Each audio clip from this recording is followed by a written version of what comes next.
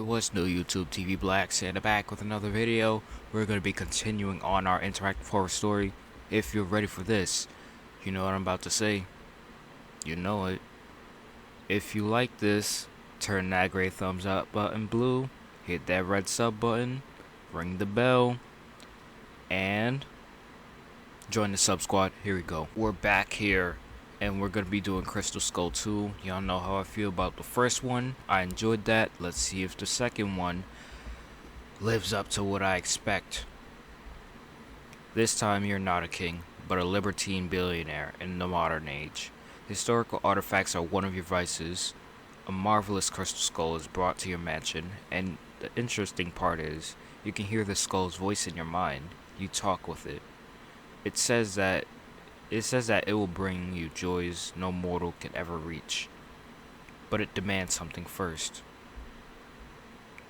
I'm excited. You ready? I'm ready. The skull talks to us now. That's new. You consider yourself a lucky man. You're a European billionaire in his 30s. After the recent death of your father, your mother died a long time ago. You inherited the family manor and the company. You're also single and handsome. Yes, you lucky SOB. Thank you. As a libertine, you have indulged in many vices, those we can't mention because of censorship. What? You've never harmed anyone against her will, though. But these wild experiences can't slake your thirst. You want to taste what was not tasted before. Conquer the unconquered. Nowadays, you have a new interest: historical artifacts, prehistoric vases. No, you don't like boring things. You own Alexander the Great's sword, which he used for cutting the Gordon's knot. Gordon knot? You couldn't obtain it in legal ways, but that doesn't matter to you. You seek more. It's a summer night. Your smartwatch shows 1:11. All 6 of your servants are asleep in their rooms. That's the way you like it. You don't like being disturbed by their presence at night. You want to be alone at this hour while enjoying your malt whiskey. You're in front of your laptop in your study room, checking social media. Yes, even billionaires do it. I mean, Trump does it a lot. With a glass of whiskey and Cuban cigars. While you haven't checked your emails for a while. There are 6 unread emails. 4 of them are business mails. One of them is from your friend Phil, another rich man. You will love this, is the subject of the mail. The last one is from Bill, an artifact smuggler. Crystal skulls, he says in the subject. I mean, homies come first. We read our friends. The mail consists of a single image. It belongs to a creepy clown with sharp teeth and a hideous smile on his white face. Low-key lighting and the blood that spills from his mouth makes the image more disturbing. You have a phobia of clowns, and Phil's know it very well. I mean, it's a prank. We reply, F you. I guess we read the smuggler, because we do like our things. I have to show you this. Bill says, this skull is made from pure crystal, and nobody knows where it's from. You don't believe its story. He's taken a photo of the skull with his phone. The fluorescent light in his room is weak, but somehow the skull is clearly visible in the photo. Despite the quality of the photo, the skull looks amazing, with its shiny material.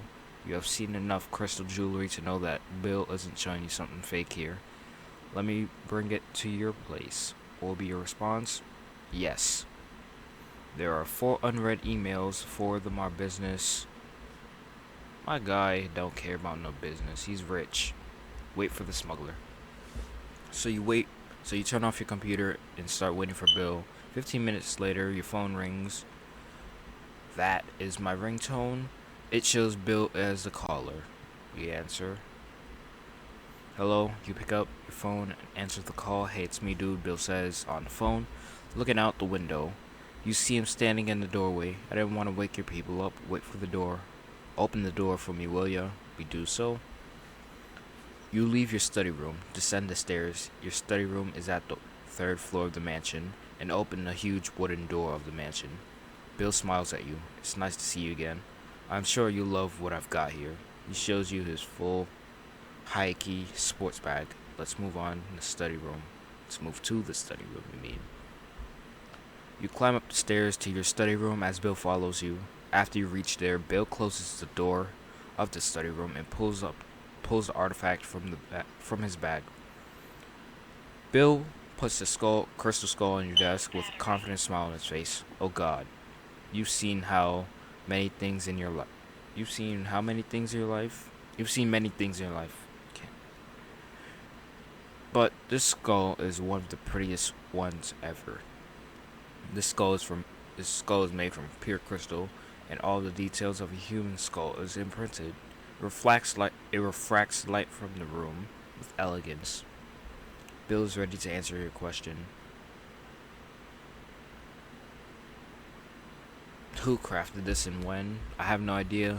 The skull was found in a bag in the sea. Oh snap. Referencing the first.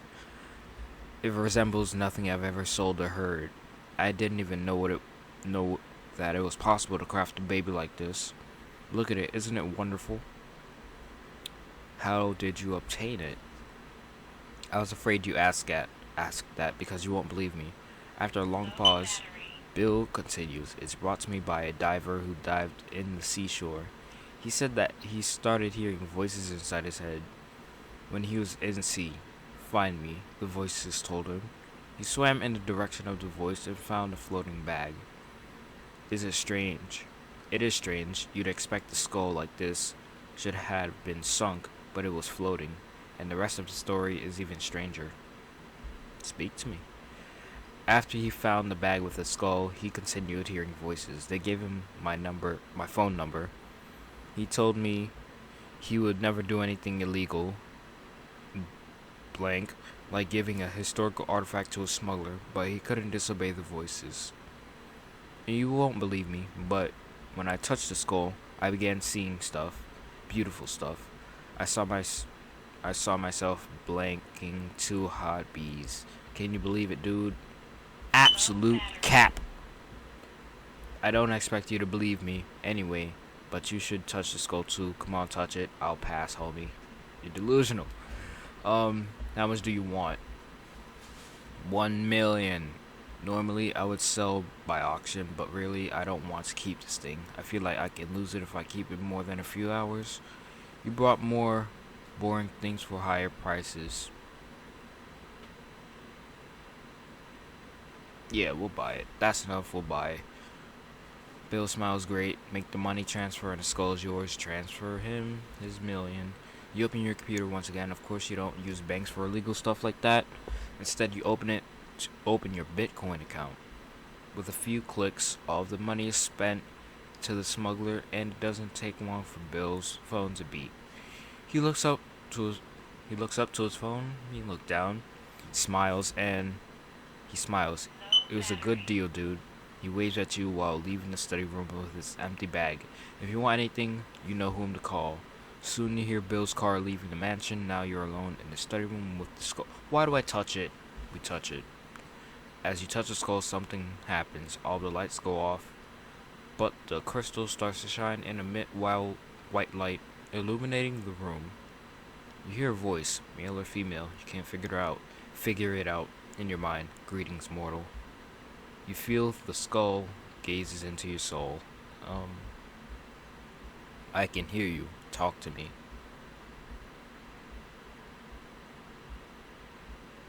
What are you? Wrong question. It's who, not what. I wish I could ask again. Who are you? I've got many names. I can't pronounce that. I guess it's Zerasil. I think I said it right. Zerasil is one of them. Sounds like a medicine. Some perceive me as an angel, some as a demon, some as a god. Truth is, there are forces in the universe inconceivable to a tiny human mind. I'm one of those forces. For ages, I've been worshipped by mankind and the entities unknown to your world. But I am forgotten. I am preparing my return. Bro, the skull is speaking to me. Your name sounds like a medicine. That is 100% cap. Haha, I don't need your belief. You are rich but still mortal. I've been worshipped millennia ago before you were born. I will still exist after your death. Your lifespan is my minute. In fact, I can kill you right now like a worthless insect. do you want to die? Go ahead, try. Suddenly, you feel tremendous agony. Oh, so I died. You feel tremendous agony in your whole body. It feels like a giant is stepping on you as if you were a little insect. You're unable to breathe. You fall on the carpet with an unbearable pain. You squirm and try to catch your breath, but it chokes you. After 15 seconds, it feels like an eternity. It releases you. Oh, I didn't die. And you hear the words in your mind, I am a merciful God. Are you stuck in the crystal skull? I see, I hear, I know everything. My existence is far beyond this material skull. Do you know who I am? Yes, I know who you are. Like I know everything else. You're a billionaire who's afraid of clowns, who hasn't earned his fortune with his hard work. You want to taste all kinds of joy on earth. I can give you what you want. It was not a coincidence that the diver and Bill brought me to you. Yes, I can give you what you want. What will you give me? You are stuck in this mortal human body. You can be a cosmic entity like me. You will know everything, be ageless, be immortal and worship, but I demand something first. What? An ancient civilization always offered me something valuable. They sacrificed human lives for me. I want you to kill someone interested? No. Then I will kill you and find someone else who is not afraid to dirt his hands with blood. I'm not afraid, I just won't kill anyone. Suddenly you fall on... Oh, so he freezes me. Suddenly you fall on the floor. You try to stand up, but you feel your whole body's paralyzed. And you stand up, not voluntarily. So he possesses me? Oh man, this again. It walks to the window of your study room and opens the window. It climbs through it with horror. You look at the concrete floor 10 meters away from the window pane you are on. It lets your body fall. You gain control of your body once again while you are in the air, but you can do nothing to prevent the fatal fall. Newspaper writes the rich billionaire has committed suicide. Oh, 4 endings? Lit. I'll hit y'all when I'm at like a different outcome or something. Be right back. Alright, I guess we can try going to sleep now. You take a long final sip from your drink, turn your laptop off, and head to your bedroom. You fall asleep. You wake up to a new day. First thing you do every morning is checking Facebook and mails on your phone. On Facebook, the first posts you see are about a suicide of Phil, your friend. He died last night. Oh man, my boy Phil. It shocks you because he always have been a happy man who loved to prank his friends. He was as rich as you. There is no reason he commit suicide, yet he jumped off the third floor of his mansion. Read our emails. Alright. There are some unread emails. One's about them titled About Phil, sent by Bill, the smuggler. We read Bill's email. I know it's strange, but I was at Phil's place before he committed suicide. I told him about the crystal skull and left the mansion. Then I learned that he died, and nobody knows about the skull. I think one of the servants took and hid it. After reading the email, you somehow feel relieved. Maybe you saved yourself from a disaster. See that? This is why you ignore your emails. Alright, now we're here. We ask the same questions. Wait, no, what if we don't buy it? Right. No. I think it leads to our friend dying. How much do you want? I guess we buy it. And then we touch it. And comply with what he wants. What are you? Oh yeah, I said that. Who are you? My bad, fake god. Oh. Are you stuck? Do you know who I am? What will you give me? What do you demand? I'm interested. Okay. I know someone who you can kill. Nobody cares about the lives of prostitutes. You will find a young girl in the alley that you always buy something. You know what it is. Her name is Nina. She has short red hair. She's, okay, I'm not saying that. You'll recognize her when you see her. You don't need to hide anything after you sacrificed her to me, as you will be above the law of humans. Deal. I know you possess Alexander's sword. Keep it in the basement alongside your wine bottles. I want you to kill Nina with it. Get to your car. I'm waiting. Okay, you leave your study room, descend the staircase, and go to your garage where you keep your expensive cars. You have a sports car with a distinctive red color and another black car that looks like a vigilante with a bat costume. Oh, Batman. So you choose one.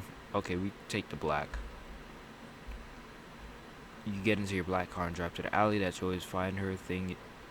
You find your thing we won't name here. Yeah, I know. Oh my god, this story. Despite the high horsepower of your car, you drive slowly in order to examine the people on the alley. The alley is almost isolated. You only see a few people. You know what they sell. You know that they don't sell illegal things. You see a silhouette of a girl, very short skirt and long legs. She is clearly a prostitute. She smokes a cigarette, but she coughs with every breath she takes from it. As you approach her, you see she has a red hair like the Crystal Skull described. She notices your car. Guess we wait for her. She approaches your black car's window. She looks quite young and naive and cute, but you are here for something else. Excuse me, sir. She shyly talks to you. I believe you seek some fun, don't you? Who doesn't? That's good. I can give you what you want for 40.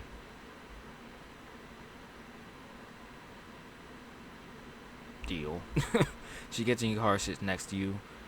As you start your car, she asks, will you bring me back here after the job is done? I am not that experienced, to be honest. Yes, I will. She smiles. Thank you, sir. You're welcome. You're about to arrive at the mansion. What is your name? Doesn't matter. All names are the same. You can call me anything, but please let it be a girl's name. Call you Nina then. That's really my name. You're about to arrive to the mansion. Why do you do this job? My dad is in jail. He's a huge debt. This is the quickest way I can help him. Oh. So what if I don't even do anything to her? What if I just let her go? I feel bad. You finally arrive to your mansion. You stop the car and get out, you mean. As she gets out, she looks at your mansion with awe. Wow, that looks so pretty. Must be wonderful to live here. She follows you as you walk to the mansion and open the door. The sword is in the basement. Let me show you something more interesting.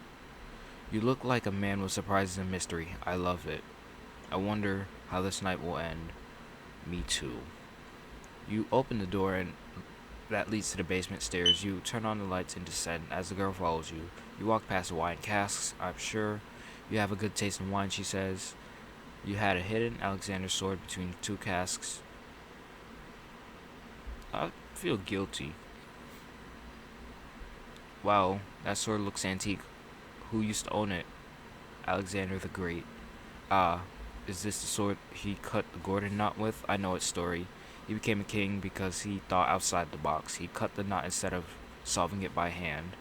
I always wanted to be someone great like him, but I can't do that. You say, I wasn't going to murder you, but I can't continue with your words. You start to lose control of your body. Yeah.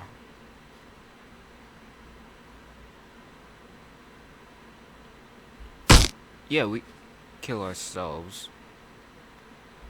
You stab the sword into your abdomen and fall on your knees. The prostitute screams as you keep pulling yourself and pushing yourself, pulling and pushing the sword into your body till you fall on the floor. You gain control of your body once again, but it's too late. The stabs are too deep and there's nothing you can do but wait for death to come, and it comes before she could get help. Alright, I guess that's ending 3. Let's get ending 4. Alright, we're here, back at where we were at last. And we just try to persuade her. I sacrifice you. She's surprised ASF. Because you're a serious manner, she understands that you're not joking. What are you going to kill me? She gets on her knees. Please don't kill me. Let me just do it. You repeatedly stab the sword into the prostitute's abdomen. Blood flows out of the slit on her abdomen. Her eyes are staring at you with disbelief. She falls on the ground as you pull the sword. You understand that she's died. Killing her gives you a hardness in your underwear. Ew. You feel you're fainting, maybe because of the adrenaline of killing the girl. Maybe because you start to lose your consciousness. The sword and consciousness fall. Body fall on the floor. You wake up, you lie on the basement floor, you are naked, your skin has a white color as white as snow. The sword is gone. At the end of the basement, you see a chair. You've never had chairs in the basement, and Nina's sitting in it. She's facing back, you can't see her face. Let's go to her, barefooted, you walk to the chair, touch her shoulder. She turns to face you, there's no flesh on her face, only skull with red hair. She can talk, you took my life. Her angry voice echoes the basement. You feel her gaze upon you, even though she doesn't have eyes. Leave the basement. Something's wrong with the mansion. All walls and floor have a rusty metal texture now. You hear a mixture of crying and laughing sounds, but you don't understand the source.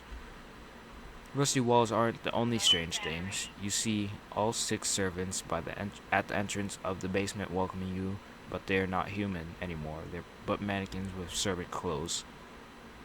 They stand motionless with their heads pointed at you. Let's go up. You approach the staircase with the intention of going up. Go to the study room, hear a loud choir behind you. Looking back, you see the servants are now standing in a horizontal line at the bottom of the staircase. They are somehow moved there while you didn't see them. They're staring at you motionless, blocking the way to the exit. Go there. You find your way to the study room. You see your rusty metals invading every part of your mansion. The altered mansion doesn't cease to surprise you. You see a man yourself waiting for you in the study room, to be exact. Someone who looks exactly like you with a black suit. He holds the sword in his hand. He smiles at you. Hello, my friend. You recognize the Crystal Skull's voice. I think you like how I look now because I'm you now. He waits for your questions. What have you done to me? Oh, I've altered you. He points to the rusty metal wall. A curtain covers it. There never was a curtain before. There's a mirror behind it. Look at yourself. You open the curtain and confront a reflection in the mirror. You're a freaking clown. You have a big red nose. There is makeup around your mouth. And it forms the shape of a smile, but in reality, you are far away from smiling. You are terrified. Is it permanent? It is permanent, he says as you break down and start crying. Oh, now if you allow me, he says, touching your white shoulder. I've got places to go. He walks to the door with the sword in his hand. While he was about to leave, you see Nina at the entrance of the study room. Her body is human, but her head is a skull with hair. Let me leave you alone with Nina, he says. After he leaves, Nina starts to walk with you, stumbling as if one of her legs are crippled. You should have never bought that skull. This one was weird. Originally, I thought I was up for something good. This became bonkers. This is just redonkulous.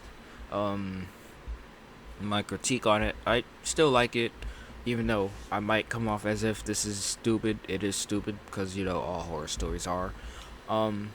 But, actuality, this thing wasn't really that bad to begin. Honestly, it's really not that bad. This one, it makes sense as a sequel. It ties into the first one. It referenced one of the endings from the first one when I threw the bag into the ocean. If you want to see the very first one, I'll link that down below for you to see. But yeah, overall, I'd say I like this one, not as much as the first one, but I like it. It comes in second place, as it is a sequel. Most sequels do come in second place, because they don't really do that well in topping the first, unless you're Shrek 2 or Spider-Man 2. Those sequels are the best. But yeah, closing time. If you like this, I'm about to say, turn that great thumbs up button blue, hit that red sub button, share it out to your friends. I never said that one before. Share it out to your friends, and if you're new here, make sure you sub, ring the bell so you join the sub squad. And yeah, if you have any questions, comments, concerns, comment down below. And if you want to reach me on any social medias, because I made a Twitter. So yeah, you should follow me there. All links are in the description for you all to find me. And check up, see what's up with me, and yeah, that's really it. Send out. Peace. Also, peep the new outro.